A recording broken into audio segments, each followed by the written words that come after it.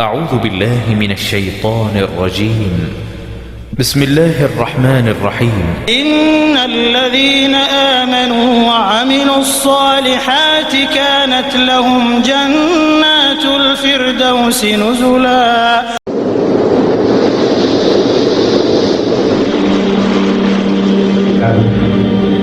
بہت سارے مسالک، بہت سارے نظریات کے ہمیں لوگ ایک دوسرے کو گمراہی کفر کے خطرے پر صادر کرتے ہیں، تو ایک عام مسلمان جس کا قرآن و سنت کے ساتھ اتنا زیادہ گہرا تعلق نہیں ہوتا، وہ پریشان ہو جاتا ہے کہ ہم کس طرف جائیں۔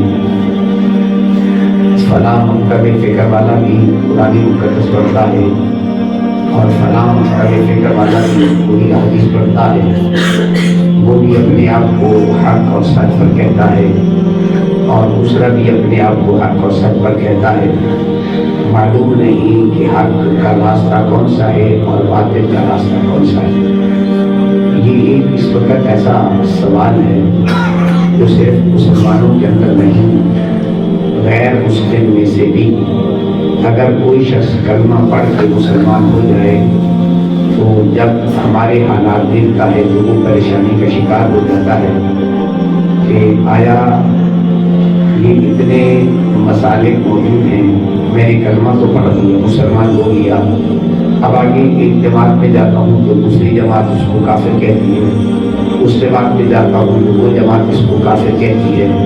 تو اب جس کو قرآن و سنت کے ساتھ ابھی اتنی وابستگی نہیں ہے تو وہ کس راستے پر چلے؟ اس سلسلہ میں آپ حضرات کا قصور نہیں ہے، یہ قصور ہم اہل علم کا ہے کہ جن لوگوں نے اپنے اپنے مسلک، اپنے اپنے نظریات، اپنے اپنے افعال کو حق کا نام دیا ہے۔ اور یہ بات علامہ بصیرت کرنا چاہوں گا، ذہن میں رکھ لیجیے کہ حق کا راستہ صرف اور صرف وہی ہوگا جو پیارے مصطفیٰ کریم علیہ الصلوۃ والسلام کی ذات کا ہے۔ اس کے علاوہ کوئی اور راستہ حق کا راستہ نہیں ہو سکتا۔ اب پھر سوال ہوگا کہ ہر جماعت کا یہی دعویٰ ہے کہ میں حضور کے راستے پر چل رہا ہوں، وہ کہتے ہیں ہم بھی حضور کے راستے پر چلتے ہیں، تو پھر عام لوگ اس کی پہچان کیسے کریں گے؟ تو آج کی گفتگو میں اس کی کچھ نشانیاں، کچھ علامات، کچھ اصول، کچھ قواعد جو قرآن و سنت میں بیان کیے ہیں وہ آپ کی نظر کروں گا، جن سے آپ تھوڑا سا غور و فکر کریں، تفکر پر تدبر کریں۔ انشاءاللہ العزیز عام سطحی ذہن والا، تھوڑی سوچ رکھنے والا بھی اگر غور و فکر کرے تو وہ بھی اس کو سمجھ سکتا ہے۔ اس کی پہلے میں ایک سادہ سی مثال دینا چاہتا ہوں کہ آپ حضرات اگر بازار میں مارکیٹ میں جاتے ہیں تو فروٹ خریدنا چاہتے ہیں تو آپ نے کوئی علم زراعت کا یا پھلوں کے بارے میں کوئی مطالعہ نہیں کیا، کوئی نالج نہیں ہے، لیکن اللہ نے آپ کو آنکھیں بھی دی ہیں، عقل اور شعور بھی دیا ہے، آپ کو اندازہ ہو جاتا ہے کہ یہ پھل ٹھیک ہے، یہ پھل ٹھیک نہیں ہے۔ اگرچہ بیچنے والا بسا اوقات بلیک شاپر میں کہا رکھا جاتا ہے، لیکن تھوڑا سا غور کرنے سے اندازہ ضرور ہو جاتا ہے۔ اسی طریقے سے اگر کوئی آدمی مال منڈی میں جانور خریدنے جاتا ہے تو جو جج لوگ ہوتے ہیں ان کو بڑی ججمنٹ ہوتی ہے کہ یہ جانور کتنا دودھ دیتا ہے، اس کی کیا حیثیت ہے، اکثر و بیشتر اس کا اندازہ ہو جاتا ہے۔ بلا تشبیہ و تمثیل اگر ہم قرآن و سنت کا مطالعہ کرتے ہیں تو میرا خیال یہ ہے کہ بڑی سادہ سی میں تمثیلات آپ کے سامنے رکھوں گا، جس سے اندازہ ہو جائے گا کہ پیارے حبیب نبی علیہ الصلوۃ والسلام کا راستہ کون سا راستہ ہے۔ میں یہ نہیں کہتا کہ میں پوری یقین علامہ بصیرت مکمل دلائل کے ساتھ آپ کے سامنے حق کا راستہ واضح کر سکتا ہوں، قطعاً میرا یہ دعویٰ نہیں ہے۔ میں تو کتنا سا طالب علم ہوں، قرآن و سنت سے جو کچھ تھوڑی سی روشنی آ سکتی ہے بلا اختلاف مسلک آپ کے سامنے اس کو رکھوں گا۔ اللہ نے آپ کو علم بھی دیا، عقل بھی دیا اور شعور بھی دیا، فہم و فراست بھی دی ہے۔ آپ اس پہ ذرا تھوڑا سا غور کریں گے تو انشاءاللہ العزیز آپ کو یہ بات آسانی سے سمجھ آئے گی کہ حل کا راستہ کون سا ہے۔ اب یہ تمہیدی باتیں سمجھنے کی بات اب ہم پہلے تو قرآن مقدس کی اس آیت کو سمجھنا چاہتے ہیں، اس کا مفہوم، اس کا ترجمہ، اس کا سیاق و سباق سے رکھیں گے، پھر اندازہ ہو جائے گا کہ ہم نے کس راستے پہ چلنا ہے۔ سب سے پہلے نمبر پر ان آیات کا ترجمہ یہ ہے، ہر آدمی جب نماز پڑھتا ہے تو نماز میں ایک دعا کرتا ہے، اہدنا، اے اللہ تو ہم کو دکھا، الصراط المستقیم، سیدھا راستہ۔ اب اس کا مطلب ہے جب ہم کہتے ہیں کہ اے اللہ تو ہمیں دکھا، اس کا مطلب ہے کہ سیدھے راستے پہ چلانے والا اللہ ہے، کوئی اور نہیں چلا سکتا۔ کسی کو حق کا راستہ تب ملے گا جب اللہ کی توفیق، اللہ کی مدد سے عمل حال ہوگی۔ میرے اور آپ کے سمجھانے سے، میرے اور آپ کے بیان کرنے سے کچھ نہیں ہوگا، یہ اللہ کریم کی عطا، اللہ کریم کی توفیق ہے جس سے بندہ صراط مستقیم پر چل سکتا ہے۔ اسی لیے اللہ کریم نے سب سے پہلے دعا کا طریقہ یہی بتایا کہ یہ اللہ کی بارگاہ میں دعا کرو تاکہ اللہ تمہیں سیدھے راستے پر چلائے۔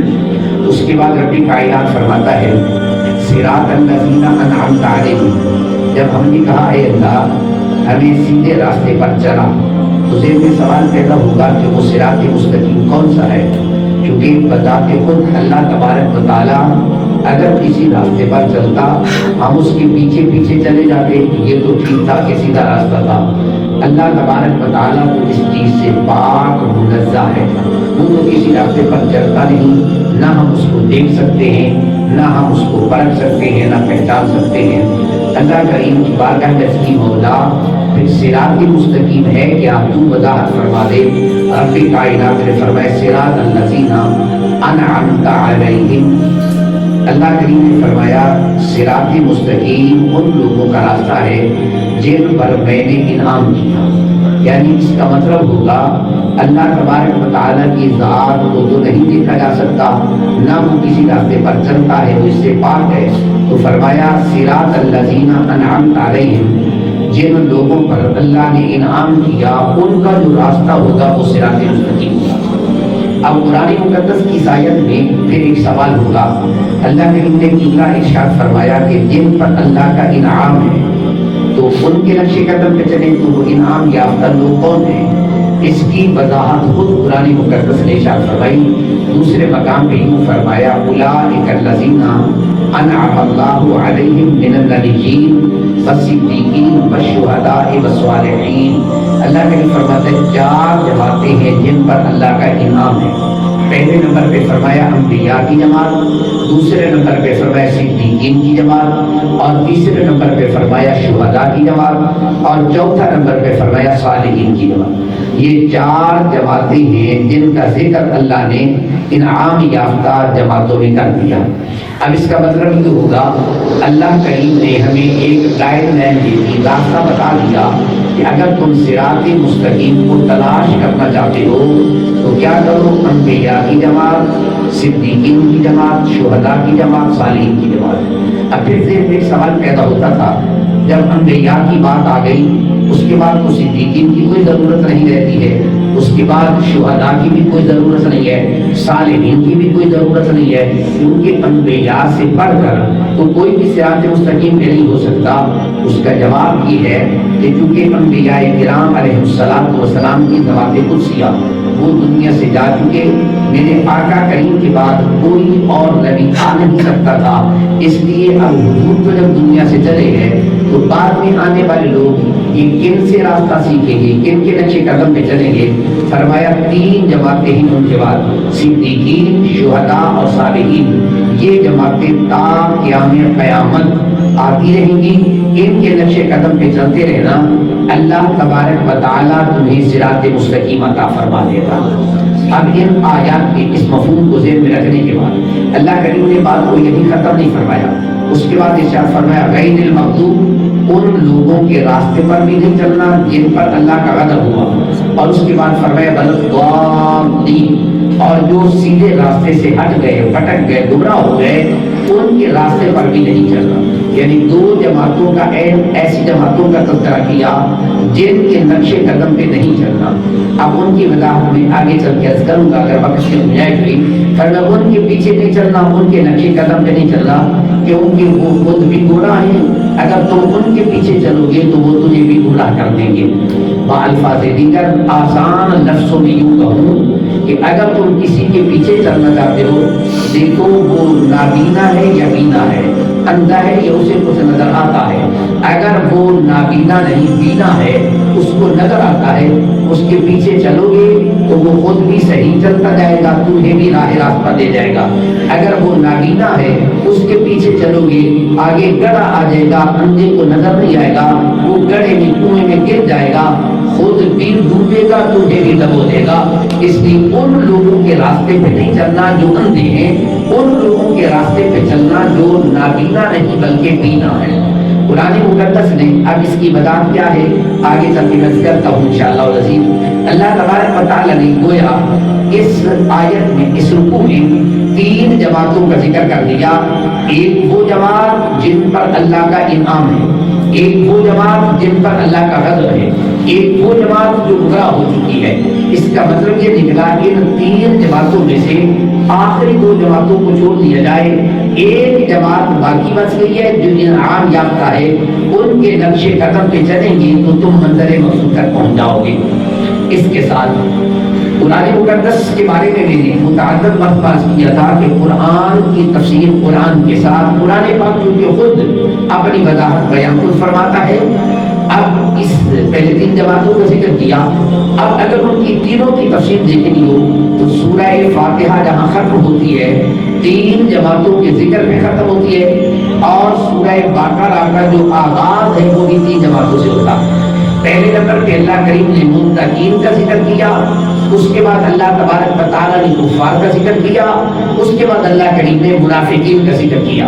اب اس کا مطلب ہوگا کہ سورہ فاتحہ کے اندر اجمال بیان کیا گیا, سورہ بقرہ کے اندر اسی کی تفسیر خود اللہ نے فرما دی ہے. فرمایا کہ آیا یہ لوگ کون ہیں, ان کا کیا راستہ ہے اور ان کا کیا طریقہ کار ہے, پوری ڈیٹیل اور پوری تفصیل اللہ کریم نے سورہ بقرہ کے ابتدائی رکوع میں بیان فرما دی ہے, تاکہ ایک آدمی پورا قرآن نہیں بھی پڑھ سکتا, بس سورہ بقرہ کا یہ پہلا دو رکوع ہی اگر اچھے طریقے سے سمجھ لے تو اس کو بھی اللہ تبارک و تعالیٰ صراط مستقیم سمجھا دے گا. اس کے بعد قرآن مقدس کی متعدد آیات بھی اللہ تبارک و تعالیٰ کے پیارے محبوب کریم علیہ السلام نے اس صراط مستقیم کا انداز مختلف طریقوں سے بیان کیا. جیسے کہ میں نے 12 مرتبہ کیا ہے کہ مسئلہ ایک ہوتا ہے, اللہ تبارک و تعالیٰ ان کو مختلف عنوانات کے ساتھ مختلف طریقے کے ساتھ تعبیر کرتا ہے, بیان فرماتا ہے, تاکہ ہر سطح کا سوچ اور ذہن رکھنے والا آدمی اس مسئلے کو سمجھے. اسی لیے اس کو آقا کریم نے یوں بھی ارشاد فرمایا, قرآن مقدس میں یہ کلمات ہے, فرمایا قل ھذہ سبیلی ادعو الی اللہ علی بصیرۃ انا ومن اتبعنی. فرمایا اے معبود تم اعلان کر دو میرا راستہ یہی سیدھا راستہ ہے, علی بصیرۃ انا ومن اتبعنی. فرمایا میرا جو راستہ ہے یہ صرف میرے کہنے پہ نہیں بلکہ میں دلائل کی بنیاد پر تمہیں سمجھانا چاہتا ہوں. تم غور و فکر کرو, تدبر کرو, سوچ بچار کرو, تاکہ تمہیں سمجھ آئے کہ یہی راستہ سیدھا ہے. ومن اتبعنی, اور پھر میرے بعد قیامت تک جو میری پیروی کرتا رہے گا وہ بھی اپنی بات کو دلائل کے ساتھ بیان کرے گا. اس کا نتیجہ کیا نکلے گا, فرمایا وہ بھی دلائل سے بیان کرے گا, وہی صراط مستقیم ہوگا جو میرے راستے کو آگے بیان فرمائے گا. اس کی توضیح ایک حدیث پاک میں میرے آقا کریم علیہ السلام نے یوں ارشاد فرمائی. تاجدار مدینہ علیہ السلام نے اس مسئلے کو مثال سے بیان کیا. صحابہ کرام کی جماعت تشریف فرما ہے, میرے اور آپ کے پیارے آقا تو عالم علیہ السلام بھی جلوہ گر ہے. تاجدار مدینہ علیہ السلام نے صحابہ کرام کو اپنی طرف کو توجہ کر کے مائل کر کے کہا ذرا ادھر میرے قریب آؤ, یہ بات نہیں کرو. آقا کریم علیہ السلام کے غلام جب حضور کے قریب آ گئے تو میرے پیارے مصطفیٰ کریم علیہ السلام نے کیا کیا, اپنی انگلی سے ایک سیدھی لکیر کھینچی. لکیر کھینچنے کے بعد پھر اس کے ساتھ دائیں طرف ایک لکیر, پھر دوسری لکیر, پھر تیسری, ایسے چھوٹی چھوٹی لکیریں کھینچتے. پھر اسی طریقے سے بائیں طرف بھی ایک لکیر, دو لکیر, تین لکیر, ایسے لکیریں کھینچتے گئے. آقا کریم علیہ السلام نے ارشاد فرمایا میرے غلاموں دیکھ رہے ہو یہ جو میں نے سیدھی لکیر کھینچی ہے یہ میرا راستہ ہے اور دائیں طرف جانے والے جتنی بھی لکیریں اور راستے ہیں یہ سارے جہنم کے راستے ہیں، اور یہ جو بائیں طرف جانے والے راستے ہیں یہ بھی سارے جہنم کی طرف لے جانے والے ہیں۔ ان میں سے کوئی بھی جنت کو نہیں جائے گا، جنت کو ایک ہی راستہ جائے گا، وہ میرا راستہ ہوگا، وہ سیدھا راستہ ہے، نہ دائیں طرف جائے گا نہ بائیں طرف پلٹے گا، جو سیدھا راستہ ہے کہ جنت کا ہے، اور باقی سارے جہنم کے راستے ہیں۔ اب اس پر اس میں تھوڑا سا اشارہ ہے، وہ اشارہ کیا ہے ذرا غور کیجئے۔ آقا کریم علیہ السلام نے جو سیدھی لکیر کھینچی وہ ایک ہے، اور جو دائیں طرف کھینچی ہے وہ ایک نہیں ہے، متعدد دوسرا لکیریں ہیں، اور اسی طریقے سے جو بائیں طرف ہے وہ بھی متعدد لکیریں ہیں۔ اب آپ اشارہ یہ کرنا چاہتے ہیں کہ ہدایت کا راستہ ایک ہی راستہ ہے، جنت کا راستہ ایک ہی راستہ ہے، میرا راستہ ایک ہی راستہ ہے، اور جہنم کے راستے ایک نہیں، گمراہی کے راستے ایک نہیں ہیں، باطل کے راستے ایک نہیں، ایک سے زیادہ ہے، بس کامیابی کا ایک ہی واحد راستہ ہے جو میرا راستہ ہے۔ اب اس سے پتہ یہ چلتا ہے آقا کریم علیہ السلام نے اشارہ کر یہ فرما دیا کہ ہدایت پر چلنے والی جماعت وہ ایک ہی جماعت ہوگی، اور اس جماعت سے نکل کے ادھر ادھر جانے والی، دائیں اور بائیں طرف جانے والی جتنی بھی جماعتیں ہوں گی وہ ساری کی ساری جہنم کے راستے پہ چل رہی ہوگی، اور جنت کے راستے پہ وہی ایک جماعت جائے گی جو میرے راستے پہ چلتی جا رہی ہوگی۔ اب قرآن مقدس اور ان حدیث مبارکہ کو اگر ہم سامنے رکھ لیں تو میرا خیال ہے کافی حد تک یہ بات میں جو عرض کر چکا ہوں ذہن نشین ہو گئی ہوگی، لیکن نہیں، اس سے بھی آگے تھوڑی سی مزید وضاحت کرنا چاہتا ہوں۔ اب سوال پیدا ہوگا اس حضور علیہ السلام کے راستے کو پہچاننے کے لیے کیا ہمیں طریقہ کار ہوگا؟ اس سلسلہ میں جب ہم طلباء سے گفتگو کریں تو علم کی آواز بھی آ جاتی ہے، تو چونکہ یہ عام لوگوں کا ماحول ہے میں ایک بڑی سادہ سی مثال دے کے بعد سمجھانا چاہتا ہوں۔ اگر اس مثال پہ غور کریں گے تو انشاءاللہ پورے کا پورا مفہوم سمجھ آ جائے گا۔ آپ حضرات میں سے اکثر لوگ ہیں، آپ نے جانوروں کو دیکھا ہے، جانوروں کو باندھتے ہیں، قلعوں پہ باندھتے ہیں، یہ سارے آپ نے دیکھتے ہوں گے۔ جانوروں کو دیہاتی لوگ یہ زیادہ سمجھتے ہیں، ایک زنجیر ہوتا ہے، اس زنجیر کے ساتھ جانور کو باندھتے ہیں۔ اب زنجیر کی کیفیت کیا ہوتی ہے؟ ایک کنڈی دوسری کنڈی کے ساتھ جڑی ہوتی ہے، دوسری تیسرے کے ساتھ، تیسری چوتھی کے ساتھ۔ اگر کہیں سے درمیان سے ایک اگر کنڈی بھی ٹوٹ جائے یا نکل جائے تو پھر وہ چین ٹوٹ جاتی ہے، وہ زنجیر ٹوٹ جاتی ہے، سلامت رکھی رہتی ہے۔ اب اس مثال کو اگر ذہن میں رکھیں تو آپ واضح کرنا چاہوں گا۔ اب ہم نے دیکھنا یہ ہے کہ وہ کون سی جماعت ہے جس کا کنیکشن یہاں سے لے کر مدینے والے آقا کی ذات تک ڈائریکٹ کیسے پہنچتا ہے۔ اگر کسی زنجیر کی درمیان سے کنڈی ٹوٹ جائے تو سمجھ لینا اس کا کنیکشن مدینے نہیں جا سکتا، مدینے کنیکشن اسی کا جائے گا جس کا درمیان میں کوئی فاصلہ نہیں ہوگا۔ اب میرا خیال ہے یہ مثال بڑی سادہ سی ہے، اس کی میں تھوڑی سی مزید وضاحت کرنا چاہتا ہوں تاکہ بات کو میں مکمل کر سکوں۔ زنجیر کو آپ نے دیکھا ہے، میں نے مثال دی ہے، اگر زنجیر کے ساتھ آپ نے جانور کو باندھا ہوا ہے، اگر درمیان سے ٹوٹی نکل جائے تو میرا خیال ہے جانور قلعہ چھوڑ کے بھاگ جاتا ہے، اس کو پکڑنا بڑا دشوار ہو جاتا ہے، وہ ادھر ادھر مارتا ہے، کبھی ادھر جاتا ہے کبھی ادھر جاتا ہے۔ اگر بیڑیوں کی مثال دے تو بکری کی، جیسے کہ میرے آقا کریم نے یہ مثال ارشاد فرمائی جو آدمی جماعت سے الگ ہو جاتا ہے، جیسے ایک بکری ریوڑ سے الگ ہو جائے وہ بھیڑیے کا شکار ہوتی ہے، اور جو بندہ جماعت سے الگ ہو جائے وہ بھی گویا کہ بھیڑیا وہ بھی بکری کی طرح ہے، وہ ریوڑ سے الگ ہو گیا وہ بھی شیطان کا شکار ہو جاتا ہے، شیطان سے پکڑ کے لے کے جائے گا۔ اگر بچنا چاہتے ہو تو پھر ریوڑ سے الگ نہ ہونا، اپنی جماعت کے دائرے میں رہ جانا، اس جماعت کی برکت سے اللہ تمہیں مصطفیٰ کے راستے پر چلا دے گا۔ اب میرا خیال یہ ہے یہ اتنی ایک سادہ سی مثال ہے، عام فام آدمی بھی اگر تھوڑا سا تدبر غور و فکر کر لے تو بات سمجھ میں آ جائے گی۔ اب اس کو میں مثال سے واضح کرنا چاہوں گا۔ آقا کریم علیہ السلام کی ذات اقدس سے لے کر آج تک 1400 سال سے زیادہ عرصہ بیت گیا، بہت ساری جماعتیں ماضی وجود میں آئی اور ان کا نام و نشان ختم ہو گیا۔ معتزلہ کی بات پڑھ لیں، قدریہ کی بات پڑھیں، مرجئہ کی بات پڑھیں، کرامیہ کی بات پڑھیں، اتنے فرقے تھے جن کا وجود کچھ مہینوں کے لیے، بعض کا سالوں کے لیے، بعض کا کچھ لمٹ کے لیے تھا، آگے ان کے وجود ناپید اور ختم ہو گئے۔ کون سی ایک جماعت ہے جس جماعت کا کنیکشن یہاں سے لے کر ڈائریکٹ مدینے تک جڑتا ہوگا؟ اب اس سلسلہ میں ہمارے ہم دو طرح کی جماعتیں کوئی صوفیاء کی جماعت ہوتی ہے اور کچھ علماء کی جماعتیں. جو علماء کی جماعتیں جس کو ہم عرف عام میں جماعت اہل سنت کہتے ہیں, اہل سنت کی جماعت کہتے ہیں. اور صوفیاء نے کیا کیا, انہوں نے بھی اپنے نام رکھے ہیں. یہ سلسلہ چشتیہ سے تعلق رکھتے ہیں, یہ سلسلہ سہروردیہ سے, یہ سلسلہ نقشبندیہ سے تعلق رکھتے ہیں. اب یہ بات مجھے سمجھانا بڑی آسان ہوگی کیونکہ آپ کا بھی تعلق کسی نہ کسی سلسلے کے ساتھ ہوگا. کسی کا تعلق سلسلہ چشتیہ کے ساتھ, کسی کا تعلق سلسلہ نقشبندیہ کے ساتھ, کسی کا نظامیہ کے ساتھ ہوگا. یہ جتنے بھی ہمارے اکابر ہیں یہ کیا کرتے ہیں, جب ختم شریف پڑھتے ہیں تو اپنے سلسلے کا ایک شجرہ پڑھتے ہیں. آپ نے دیکھا ہوگا وہ شجرہ اپنے پیر سے لے کر مولا کائنات تک لے جاتے ہیں. اس میں تو کسی کو کوئی جھگڑا, کوئی اختلاف نہیں ہے. اب اس کا مطلب یہ نکلا یہ جو جماعت اپنا روحانی شجرہ نسب اپنے شیخ طریقت سے لے کر مولا کائنات تک پہنچاتا ہے, درمیان سے کوئی کنڈی ٹوٹی نہیں ہے. اس کا مطلب یہ نکلا اس کا کنیکشن مدینے تک پہنچ گیا ہے, اس کا رابطہ مدینے تک ہو گیا ہے. اور باقی جتنے بھی جماعتیں ہیں آپ ان کا شجرہ پڑھ کے دیکھ لیں, کوئی 100 سال تک جائے گا, کوئی 150 سال تک جائے گا, کوئی 200 سال سے آگے نہیں چلے گا.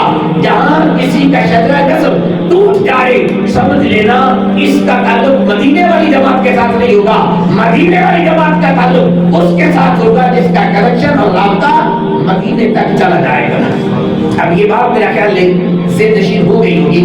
اب اس پر ایک مرتبہ مجھے تاکید سے نعمت کے طور پر کہنا چاہتا ہوں. اب پاکستان کی بڑی عظیم روحانی شخصیت میں دیکھا حضرت قبلہ پیر سید محمد اسماعیل شاہ صاحب بخاری رحمہ اللہ تعالی علیہ معروف حضرت کرموں والے سرکار کا نام آپ نے سنا ہوگا. ماحول رمضان شریف میں ایک مرتبہ انہوں نے دعویٰ کی کہ آپ نے آگے درس قرآن دینا ہے. میں نے کہا جی ٹھیک ہے. رمضان شریف کا مہینہ تھا تو درس قرآن, تو عنوان کیا تھا؟ عنوان یہ تھا کہ اہل سنت کون ہے, اس طرح کا عنوان تھا. تو میں نے کہا اس کا طریقہ کیا ہے؟ میں نے کہا اس کا طریقہ میں یوں جوڑ دوں گا کہ دیکھنا یہ ہے ہمارے عقائد اور نظریات حضور کے زمانہ سے لے کر اب تک درمیان سے کہیں ٹوٹتے ہیں یا درمیان میں کہیں فاصلہ بھی آتا ہے. اس کا ایک عنوان یہ رکھا تھا اس وقت پہلے کہ اللہ تبارک و تعالیٰ کے پیارے محمد کریم علیہ السلام کا فرمان ارشاد یہ ہے میری امت میں 100 سال کے بعد ایک مجدد آتا ہے. اب وہ مجدد کیا کرتا ہے؟ اگر دین کے اندر کہیں خرافات آ گئی, کہیں بدعات آ گئی اور کہیں دین کو بگاڑنے کی کوشش کی گئی تو وہ مجدد آ کے کیا کرتا ہے؟ وہ بس اتنا کام کرتا ہے, وہ آ کے ان خرافات کو بدعات کو ختم کر کے دین کو خالص کر دیتا. جیسا کہ اعلیٰ حضرت فاضل بریلوی علیہ الرحمہ مجدد الفیضانی علیہ الرحمہ شیخ عبدالحق محدث دہلوی علیہ الرحمہ, تو میں نے کہا 1400 سال میں جتنے بھی مجددین گزرے ہیں ہمارا تعلق ان کے ساتھ ہے. آپ دیکھتے ہیں ہمارے عقائد و نظریات ہیں 1400 سال کے جتنے بھی مجدد ہیں کیا یہ سارے بیان کرتے ہیں یا کسی کا نظریہ الگ, کسی کا نظریہ الگ ہے؟ اگر تمام کا یہ تسلسل آ رہا ہے اس کا مطلب یہ ہوگا یہی وہ جماعت ہے جس کے بارے میں میرے آقا کریم نے فرمایا ایک ہی راستہ سیدھا راستہ ہے, وہ حضور کے زمانہ سے لے کر تا قیامت ایسے ہی چلتا جائے گا. اس اعتبار سے اللہ وجہ بصیرت کہنا چاہتا ہوں جماعت اہل سنت وہ جماعت ہے جس کا کنیکشن, جس کا تعلق 100 سال کے بعد نہیں ٹوٹتا, 200 سال کے بعد نہیں ٹوٹتا, جس کا کنیکشن اور تعلق یہاں سے لے کر ڈائریکٹ مدینے والے آقا کی ذات تک پہنچتا. اس اعتبار سے آپ اس بات پر خوش نصیب ہیں کہ رب کائنات نے ہمیں وہ جماعت عطا فرمائی ہے جس کو جماعت اہل سنت اور حق جماعت کہا جاتا. اب جو ادھر ادھر ہونے والے ہوں گے میں نے پہلے حدیث پاک پڑھ لی ہے, فرمایا اس جماعت سے کوئی ادھر ہو گیا, کوئی ادھر ہو گیا, کوئی ادھر ہو گیا, کوئی ادھر چلا گیا, کوئی ادھر چلا گیا. جو اس جماعت سے الگ اپنی جماعت الگ الگ بناتا جائے گا وہ غلط راستے پہ ہوگا, اور جو اسی جماعت میں رہے گا وہ حق راستے پر ہوگا. اب ادھر جانے والا یا ادھر جانے والا, چاہے وہ دائیں طرف والا ہے چاہے وہ بائیں طرف والا ہے, تو وہ اس راستے کو چھوڑ کے جا رہا ہے جو راستہ میرے مصطفیٰ کریم علیہ السلام نے عطا فرما دیا. اس لیے قرآن مقدس نے ہر مسلمان کو یہ کہا کہ تم کیا کرو, نماز کے اندر یہ دعا کیا کرو اہدنا الصراط المستقیم صراط الذین انعمت علیہم, اے اللہ ہمیں سیدھے راستے پہ چلا. وہ کون سا راستہ ہے؟ فرمایا جن پر اللہ نے انعام کیا، انعام یافتہ لوگوں کے نقش قدم پہ چلتے جاؤ، ان کے پیچھے پیچھے چلتے جاؤ تو وہی راستہ سیدھا راستہ ہوگا، کیونکہ ان کا جو طریقہ ہوگا وہ بے نہیں وہی طریقہ ہوگا جو میرے مصطفیٰ کریم علیہ السلام کا طریقہ ہوگا۔ اس کو سمجھانے کے لیے ایک اور حدیث ہے، حدیث طویل ہے لیکن اس سے ایک حصہ عرض کروں گا تاکہ میں اپنا مفہوم سمجھا سکوں۔ آقا کریم علیہ السلام ایک مرتبہ تشریف فرمائے، صحابہ کرام بھی بیٹھے ہیں، اچانک آقا کریم علیہ السلام کھڑے ہوئے کہیں تشریف لے گئے۔ کچھ وقت گزرا تو صحابہ کرام پریشان ہو گئے، کیونکہ ایسا نہ ہو کہ کہیں راستے میں آقا کریم علیہ السلام کے دشمن مخالف بھی موجود ہے، کوئی آپ کو اذیت اور تکلیف نہ پہنچا دے۔ یہ پریشانی تھی صحابہ کرام کو، سوچ رہے تھے کہ کیا کریں، تو ان میں سے ہر ایک کا شوق تھا میں جاؤں جا کے دیکھوں سرکار کہاں ہے۔ حضرت سیدنا ابو ہریرہ رضی اللہ عنہ فرماتے ہیں میرے دل میں یہ بات بڑی کھٹک رہی تھی کہ کہیں ایسا نہ ہو کہ کوئی آدمی میرے محبوب کو تکلیف پہنچا دے۔ آپ فرماتے ہیں میں حضور کی تلاش میں نکل پڑا، تیز تیز چل رہا تھا۔ اور ظاہر سی بات ہے جب آقا کریم علیہ السلام چلتے تھے، یہ بات سیرت کی کتابوں میں ایک جگہ پر نہیں، متعدد کتب کے اندر متعدد طرق سے یہ باتیں بڑھتی ہیں، جس راستے سے میرے آقا کریم گزرتے تھے وہاں سے خوشبو آنا شروع ہو جاتی ہے۔ تو اب کسی سے پوچھنا نہیں پڑتا تھا حضور کس طرف تشریف لے گئے، دن کا ٹائم ہو یا رات کا ٹائم ہو۔ امی عائشہ صدیقہ رضی اللہ تعالیٰ کی روایت آتی ہے جب شب قدر تھے، شب برات تھی، تو آپ جنت البقیع میں تشریف لے گئے۔ امی عائشہ فرماتی ہے حضور کو تلاش کرنے کے لیے نکلی، اب رات کا ٹائم تھا، کس سے پوچھو تو کہاں چلے گئے، تو پوچھنے کی نوبت نہیں آئی، کیونکہ جدھر سے مصطفیٰ گزرتے خوشبو آتی جاتی تھی۔ میرے محبوب کریم آج بھی، بلکہ میں یہ بات اللہ مجھے نصیحت کہنا چاہتا ہوں، آج بھی جائیں مکہ پاک میں کچھ ایسے مقامات ہیں جہاں مدینہ پاک میں بھی جبلوں کے پاس ایک دوسرا آپ کے پاؤں مبارک کا نقشے پائے وہاں جائیں تو آج بھی وہاں سے خوشبو آتی ہے، کچھ ایسے مقامات ہیں۔ اچھا تو اب بات یہ ہے، حضرت ابو ہریرہ فرماتے ہیں کہ میں تلاش کرتا کرتا یہ آگے گیا تو قبیلہ بنی نجار کا ایک باغ تھا، اس کے ارد گرد بہت بڑی حویلی تھی، چار دیواری تھی۔ اب مجھے خوشبو آ رہی تھی کہ حضور اندر نہیں فرمایا، لیکن کیونکہ میں تڑپ رہا تھا جیسے پروانہ شمع سے دور ہو جائے تو تڑپنے لگ جاتا ہے، تو میں تڑپ رہا تھا کہ اب یہ اتنا بڑا باغ، اتنی بڑی چار دیواری، پتہ نہیں دروازہ کس طرف ہوگا، چلتے چلتے دیر نہ ہو جائے۔ تو جس راستے سے، جس نالی سے باغ کے اندر پانی جاتا تھا تو اب اس دیوار کے نیچے سے نالی گزرتی تھی، میں نے کہا میں یہیں سے گزر جاتا ہوں۔ اب چونکہ وہ جگہ چھوٹی تھی اور میں نے اپنے آپ کو سکوڑ لیا، جیسے وہاں مثال کے لیے اب میں کیا کروں، مجبور ہوں، الفاظ وہاں یہی ہے، اور میں جیسے لومڑی اپنے آپ کو اکٹھا کر لیتی، سکوڑ لیتی ہے، میں بھی سکوڑ لیتا ہوں اپنے آپ کو، وہاں سے گزر کے آگے جاتا ہوں، آگے آمینہ کے لال جلوہ کیا جاتا ہے۔ تو چونکہ میں خوشبو محسوس کر رہا تھا اور مجھے یقین تھا سرکار ادھر جلوہ کر رہا ہے، چلا گیا سرکاری طور سے کی بارگاہ میں جا کے سلام پیش کیا۔ آپ حیران ہو کے پوچھا بول رہا ہے تم کیا کہاں گئے، کیسے آئے، کیا یا رسول اللہ انتظار میں تھے، پریشان تھی، آپ اکیلے نکلے ہیں تو کوئی آپ کو ایذا و تکلیف نہ دے دے، میرے اور آپ کے پیارے آقا کی فرمایا تو مجھے کون تکلیف دے گا، سرکار دو عالم علیہ السلام کو کوئی تکلیف نہیں دیتا۔ ہاں کبھی اگر ظاہری طبی تقاضوں کے مطابق دے وہ میرے معبود کی کرم نوازی ہے، وگرنہ کتنی روایات ایسی ہیں، ایک اونٹ آ رہا ہے، میرے آقا کے اس کو پکڑ کر حضور یہ اونٹ بڑا جابر ہے، یہ تو بندے کہا جاتا ہے، فرمایا تجھے کہتا ہے مجھے جانتا ہے اللہ کا رسول اللہ، تو اس لیے آقا کریم علیہ السلام کو تو یہ چیزیں جانتی ہیں، اسی لیے فاروق اعظم نے کہا یہ عورت جس کے ساتھ آپ باتیں کر یہ پاگل ہے، آپ کو کوئی تکلیف نہ دے دے، فرمایا پاگل ضرور ہے لیکن جانتی ہے میں اللہ کا رسول بیٹھا ہوں نا، تو اس لیے میرے معبود کو کوئی ایذا کیسے دے۔ حضرت ابو ہریرہ رضی اللہ عنہ نے اپنا سارا مسئلہ پیش کیا، میرے آقا کریم علیہ السلام نے فرمایا اے ابو ہریرہ یہ میرے نالین شریف لے کے جاؤ، اور جب باہر جاؤ گے جو بندہ سب سے پہلے تمہیں ملے اس کو جنتی ہونے کی بشارت دے دینا، وہ جنتی ہے۔ نمبر 2 یہ کہہ دینا من قال لا الہ الا اللہ داخل الجنہ، جس نے لا الہ الا اللہ پڑھ لیا وہ بھی جنت میں جائے گا۔ یہ 2 باتیں میں آقا کریم نے ارشاد فرمائی اور اپنے نالین شریفین طیبین طاہرین عطا کر دی۔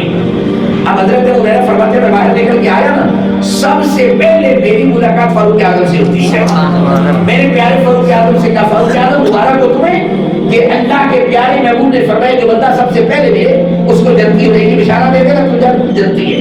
نمبر 2 میرے آقا کریم نے فرمایا من قال لا الہ الا اللہ داخل الجنہ، جس نے لا الہ الا اللہ کہہ دیا وہ جنت میں جائے گا۔ حضرت فاروق اعظم جلالی جتنا جلال میں تو یوں ایسے ہاتھ کیا نا جیسے کسی کو تھپڑ رسید کرتے ہیں، سینے پہ ایسے تھپڑ رسید کیا، ابو ہریرہ پیچھے نیچے گر گئے۔ اب جب نیچے گرے تو کھڑے ہوئے کہ میں آپ کی شکایت حضور کے پاس لے کے جاتا ہوں، میں نے آپ کا بیان دیا اور آپ نے یہ کیا۔ فاروق اعظم رضی اللہ عنہ کو لے کر سرکار کی بارگاہ میں چلے گئے، یا رسول اللہ علیہ السلام میں نے آپ کا بیان دیا اور پیارے ہونے مجھے کہ تھپڑ رسید کیا۔ فاروق اعظم سے میرے آقا کہیں پوچھتے ہو تو نے تھپڑ کیوں رسید کیا؟ کہا یا رسول اللہ میں نے اس لیے رسید کیا کہ اس نے کہا من قال لا الہ الا اللہ دخل الجنہ، جو کلمہ پڑھے گا وہ جنت میں جائے گا۔ میں نے کہا یہ نہ بتا لوگوں کو، لوگ توکل کر کے بیٹھ جائیں گے، نماز بھی نہیں پڑھیں گے، روزے بھی نہیں رکھیں گے، حج بھی نہیں کریں گے، زکات بھی نہیں دیں گے، کہیں گے بس کلمہ پڑھ لیا جنتی ہو گئے، اب نمازوں کی کیا ضرورت ہے، اب روزے حج کی کیا ضرورت ہے۔ اس لیے میں نے ان کو کہا کہ یہ عام لوگوں کے سامنے بات کرنے کی نہیں ہے، خاموش رہے۔ حالانکہ یہ بات میرے محبوب بھی تو جانتے تھے، لیکن اصل میں ملا علی قاری رحمۃ اللہ علیہ اس حدیث کی وضاحت کرتے ہیں۔ فرمایا فاروق اعظم نے ذرا تدبر نہیں کیا، غور و فکر نہیں کیا، غور کر لیتے۔ آقا کریم نے من قال لا الہ الا اللہ بھی کہا اور اپنے جوتے مبارک نالین شریف بھی دیے، اشارہ یہ تھا کلمہ بھی پڑھے اور میرے نقش قدم پہ بھی چلتا ہے، کلمہ بھی پڑھے اور میرے نقش قدم پہ بھی چلتا ہے، پھر جنت میں جائے گا۔ صرف کلمہ پڑھنے کی بات نہیں ہے، محبوب کے نالین پہ بھی تو چلنا پڑے گا، میرے بھی چلنا پڑے گا۔ اس لیے جو ان کے نقش قدم پہ چلے گا یہی راستہ سیدھا راستہ، یہی راستہ جنت کا راستہ ہوگا۔ اس کے علاوہ جتنے بھی راستے ہوں گے وہ جہنم کے راستے ہیں۔ جنت کا ایک ہی راستہ ہے جو میرے مصطفیٰ کریم کا راستہ ہے۔ اس لیے فرمایا ہذہ سبیلی ادعو الی اللہ علی بصیرۃ انا ومن اتبعنی۔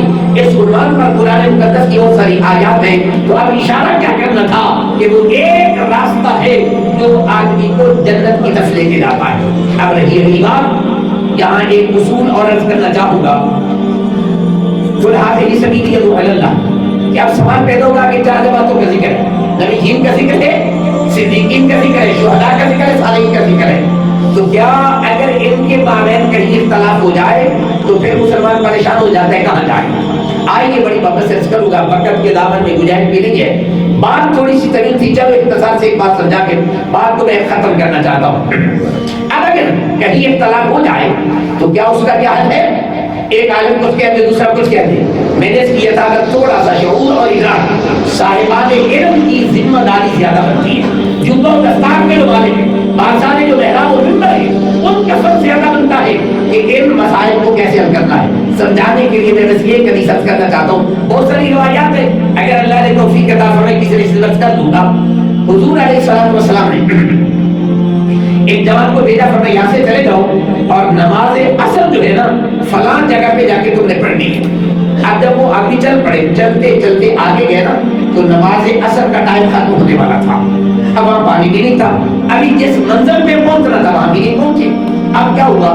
بعض صحابہ کرام نے کہا کہ یہاں نماز اثر پڑھ لیں، اگر وہاں پہنچے گے تو نماز قضا ہو جائے گی، اور یہاں چونکہ نماز پڑھ لیتے۔ بعض نے کہا کہ نماز ہو جائے یا نماز رہ جائے، اس سے ہمیں کوئی غرض نہیں، ہم نے تو وہاں جا کے پڑھنے کے بعد یعنی پڑھتے ہم نماز قضا ہوتی ہے تو ہو جائے، کوئی بات نہیں، وہاں جا کے ہم نے نماز پڑھنی ہے۔ اب وہ صحابہ جنہوں نے کہا یہاں پڑھتے انہوں نے وہاں نماز پڑھ لی، اور کچھ لوگ تھے جنہوں نے نماز نہیں پڑھی آگے چلے گئے۔ جب وہاں پہنچے تو وہاں غروب آفتاب ہو چکا تھا، لیکن یہاں پانی نہیں تھا، انہوں نے تیمم کر کے نماز پڑھی، وہاں پانی بھی مل گیا، انہوں نے وضو کر کے نماز پڑھی۔ اب ان کا آپس میں اختلاف ہوا، وہ کہتا ہے بھائی آپ کی نماز نہیں ہوئی، وہ کہتے ہیں آپ کی نماز نہیں ہوئی۔ اب ظاہر سی بات ہے، اس نے ٹائم کے اندر پڑھی ہے، انہوں نے ٹائم کے بعد پڑھی ہے۔ اب دوسرا مسئلہ تھا، انہوں نے تیمم سے پڑھی ہے، انہوں نے وضو سے پڑھی ہے، اختلاف ہو گیا۔ انہوں نے کہا اس کا حل کیا ہے؟ فرمایا درے مصطفیٰ پہ چلے جاتے ہیں، پیارے حبیب کی بارگاہ میں جاتے ہیں، سرکار سے پوچھتے ہیں۔ آقا کریم علیہ السلام کی بارگاہ میں حاضر ہوئے تو میرے آقا کریم کی بارگاہ میں صحابہ مسئلہ پوچھتے ہیں، عرض کرتے ہیں یا رسول اللہ علیہ السلام ایسے ایسے ہوا، آپ نے فرمایا فلاں جگہ پہ جا کے نماز پڑھنی ہے، فلاں مقام پہ جا کے نماز پڑھنی ہے۔ ہم وہاں گئے، بعض نے یہاں پڑھی، بعض نے وہاں پڑھی، یہ کہتے ان کی نماز نہیں، وہ کہتے ان کی نماز نہیں۔ میرے آقا کے نے بڑے پیار سے فرمایا دونوں کی نماز ہو گئی ہے، سبحان اللہ، نہ ان کی رہی نہ ان کی رہی۔ فرمایا انہوں نے ٹائم کا خیال کیا، انہوں نے حکم کا خیال کیا تو کوئی بات نہیں، ایک کی بھی نماز ہو گئی اور ان کی بھی نماز ہو گئی۔ اب اس میں جو اصول کی طرف اشارہ کرنا چاہتا ہوں، اللہ کریم نے قرآن میں کہا، فرمایا تنازعتم فی شیء فردوہ الی اللہ والرسول، اگر کسی مسئلے میں تمہارا جھگڑا ہو جائے تو کسی عالم کا فیصلہ نہیں ماننا، کسی مفکر کا نہیں ماننا، کسی ڈاکٹر کا نہیں ماننا، الی اللہ والرسول، اس جھگڑے والے مسئلے کو اللہ کی طرف سپرد کر دو یا پیارے مصطفیٰ کریم کے پاس لے جاؤ، جو فیصلہ اللہ کا رسول کہتے گا وہی فیصلہ ٹھیک ہو جائے گا۔ اب اس دور میں جتنے بھی مسائل ہیں ان کو حل کرنے کا بہترین اصول قرآن نے دے دیا، پر میں ادھر ادھر دیکھنے کی ضرورت نہیں ہے، اللہ کا قرآن بھی موجود ہے اور میرے مصطفیٰ کا فرمان بھی موجود ہے۔ تنازعتم، جھگڑا ہو جائے، فردوہ الی اللہ والرسول، اللہ کے پاس سے اس کے رسول کے پاس چلے جاؤ، انشاءاللہ یہ سارے اختلافات بڑی آسانی سے حل ہو جائیں گے۔ یہ چند باتیں میں نے سنی ہیں۔